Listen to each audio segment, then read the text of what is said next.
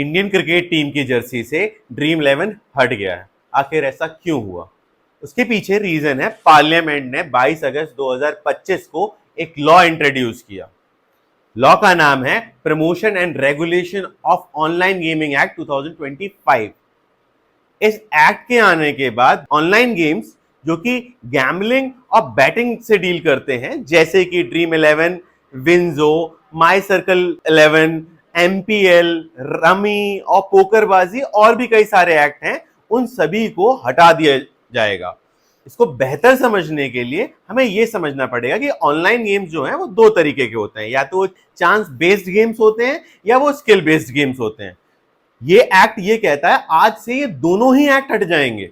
इसके पीछे जो रीजन दिया गया है वो ये है कि इससे दो इंपैक्ट्स क्रिएट हो रहे हैं। पहला इंपैक्ट ये है कि इससे सोसाइटी पे बहुत फर्क पड़ रहा है। रिसेंटली कई सारे सुसाइड केस देखे गए, बच्चों का बहुत ज्यादा इन्वॉल्वमेंट देखा गया और सोसाइटी एट लार्ज पे बहुत ज्यादा इंपैक्ट पड़ा इन गेमों की वजह से। इसके साथ साथ दूसरा इंपैक्ट ये भी है, इससे नेशनल इंटरेस्ट भी हर्ट होते हैं। नेशनल इंटरेस्ट, मनी लॉन्ड्रिंग के केसेस बढ़ गए इन गेम्स की वजह से, टैक्स इवेजन होने लगा इन गेम्स की वजह से, और टेररिज्म फंडिंग भी रिपोर्ट हुई है इन गेम्स की वजह से। अब मैं ऑनलाइन गेम्स को समझाऊं तो ऑनलाइन गेम्स तीन कैटेगरीज में क्लासिफाई हो सकते हैं। एक होते हैं ई स्पोर्ट्स गेम, दूसरे होते हैं सोशल एंड एजुकेशनल गेम्स, और तीसरे होते हैं ऑनलाइन बैटिंग गेम्स। तो ये लॉ जो है वो ई स्पोर्ट्स को और सोशल एजुकेशनल गेम्स को मना नहीं कर रहा है। ये जो लॉ है वो मना करता है रियल मनी गेम्स जो हैं उनको। ई स्पोर्ट्स गेम्स क्या होते हैं, जैसे फीफा हुआ, क्रिकेट हुआ या फिर पबजी हुआ, और इस तरह के जो गेम्स हैं जो वीडियो गेम्स के तौर पे देखे जाते हैं, जिनके कॉम्पिटिशन्स भी होते हैं तो वो भी वैलिड हैं।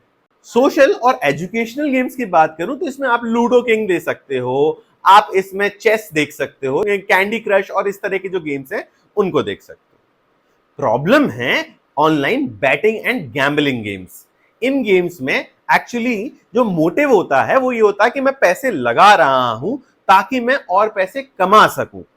जो पार्लियामेंट ये भी कहता है कि इसका एडवर्टाइजमेंट और प्रमोशन भी बैन रहेगा कंप्लीटली। इसी वजह से जर्सी पे से ड्रीम 11 हट गया है। अब इसकी अगर मैं लीगल कॉन्सिक्वेंसेस की बात करूं तो ये एक कॉग्निजेबल और नॉन बेलेबल ऑफेंस रहेगा। अगर आप प्रोडक्शन करते हैं इन गेम्स का तो आपको सजा 3 साल की मिलेगी, और अगर आप इनका एडवर्टीजमेंट करते हैं या प्रमोशन करते हैं तो आपको 2 साल तक की सजा मिल सकती है। और इस एक्ट के रिस्पांस में जितने भी ई गेमिंग फेडरेशंस हैं उन्होंने एक लेटर लिखा है होम मिनिस्ट्री को, ये कहते हुए कि अगर आप इस तरह के एप्स को अगर आप बैन कर दोगे तो ये जो पॉपुलेशन है, जो पब्लिक है जो इन एप्स को यूज कर रही है, they will shift on unauthorised and unregulated apps पे, जिसका इंपैक्ट ये होगा इकोनॉमिकल लॉस। ठीक है, इसके साथ साथ एक 2 लीगल चैलेंजेस और लेके आए। पहला लीगल चैलेंज इन्होंने ये कहा कि आर्टिकल 19(1)(g) का वायलेशन है। खैर उसके लिए तो आप आर्टिकल 19(6) को ढंग से पढ़ लेंगे तो पब्लिक इंटरेस्ट में हमारा पार्लियामेंट ऐसा लॉ बना सकता है। इसके साथ साथ इन्होंने एक केस को रेफर किया है, 1957 का एक केस है, RMD Chamarbaugwala versus union of India, जो ये क्लियर कट डिस्टिंक्शन देता है कि अगर कोई गेम है वो चांस बेस्ड है तो उसे हटा देना चाहिए, उसे आप बैन कर सकते हो, लेकिन अगर कोई गेम स्किल बेस्ड है उसे आप बैन नहीं कर सकते। ऑन द अदर हैंड इस एक्ट ने उस चांस बेस्ड और स्किल बेस्ड दोनों को ही हटा दिया है, तो इस चीज को चैलेंज किया जा सकता है।